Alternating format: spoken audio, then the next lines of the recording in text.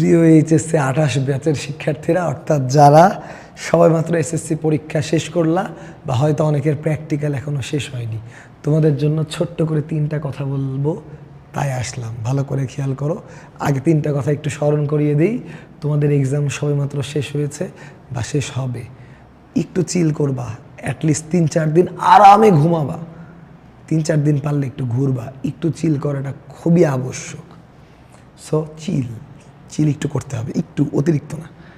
আর অবশ্যই ভালোদের পরামর্শ নিবা। এই ভালোদের বলতে ধরো 5 বছর আগে তুমি কোন ভাইয়া বা আপুকে ভালো স্টুডেন্ট জানতা, তাকে না জিজ্ঞেস করে যাকে তুমি আগে ভালো স্টুডেন্ট জানতা এবং এই বছর বা আগের বছর বা তার আগের বছর একটা ভালো ইউনিভার্সিটিতে চান্স পেয়েছে এবং মোটামুটি তোমার তার সাথে কথা বলে নিজেকে ইনকারেজড মনে হয়, এরকম ভাইয়া বা আপুর একটু পরামর্শ নিবা।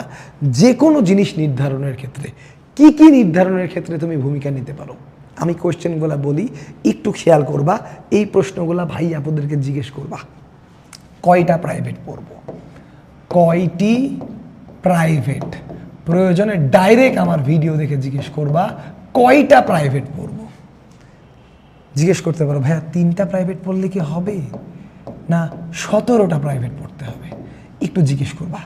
দেখবা ভাইয়ারা কি উপদেশ দেয়, আপুরা কি উপদেশ দেয়, একটু খেয়াল করবা। এরপরে আর একটা জিনিস তুমি জিজ্ঞেস করতে হবে, বা তোমাদের মধ্যে একটা জিনিস দেখা যায়, দেখো বাবা, প্রাইভেট কিন্তু আসলে তোমাকে চান্স পাবে দেবে না। তুমি নিজে যে পরিশ্রম করবা ওটা তোমাকে চান্স পাবে, আর তুমি ওই জায়গা থেকে নিজের ইন্সপায়ারেশনটা নিতে পারতেছো কিনা, এটা হচ্ছে ফ্যাক্টর। কথা কি বুঝতে পেরেছো? সো নিজে মেন্টালি স্ট্রং হও, ওই জায়গাটা বোঝো, আর ভালো একটা পরামর্শে সামনে আগাও। খুব সিম্পল একটা বিষয়।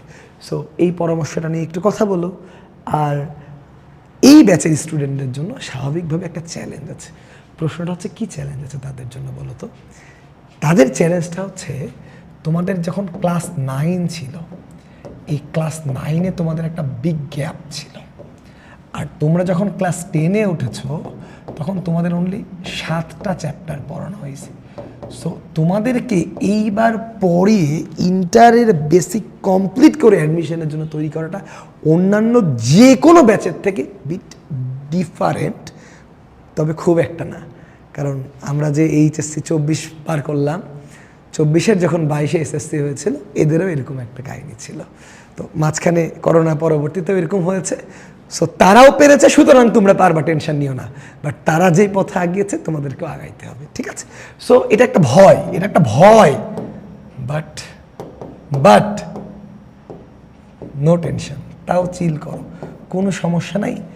সঠিকভাবে আগাইলে বেসিক তৈরি হয়ে যাবে। ওকে, একটু খেয়াল করবা। আর একটা কথা একটু বলতে চাচ্ছিলাম, যে প্রত্যেকবারের ন্যায় এবারও সামনে আমাদের আরএওয়ার আসতেছে, আরএওয়ার আসবে। তবে এবার আসলে মানে আরএওয়ারটা আমরা অন্য সময় যে সময় নেই তখন আমরা ভর্তি শুরু করি না। তো এবার আসলে আরএওয়ারটা এমন সময় নিচ্ছে আমাদের ব্যাচগুলো অলমোস্ট ভর্তি মানে শেষ হয়ে যাচ্ছে আর কি। সো এবার দেখা যাবে যে এমন হতে পারে যে আমাদের আরএওয়ারে আমরা শুধুমাত্র আমাদের ভর্তিকৃত স্টুডেন্টদেরই নিয়ে একটা আরএওয়ার করতেছি, যেখানে আমরা তাদের কিভাবে ফিজিক্সের কতটুকুটা কি অবস্থা আগে থেকে শিখে এসছে, কোথা থেকে পড়ানো শুরু করা লাগবে, ওই জায়গাটা আমরা ধরতে পারি। সো এটা তোমাদের জন্য আসতেছে। তোমরা একটু পেজে, ইউটিউব চ্যানেলে এবং গ্রুপে খোঁজ রেখো কখন এটা আকাশ থেকে চলে আসে এর জন্য, ঠিক আছে? তো ভালো থাকো, চিল করতে ভুলিও না। তবে বড় ভাই আপুরা, স্পেশালি যারা বুয়েট মেডিকেলে চান্স পেলো, তাদের সাথে কথা বলতে ভুলিও না। ভালো থাকো সবাই, আসসালামু আলাইকুম।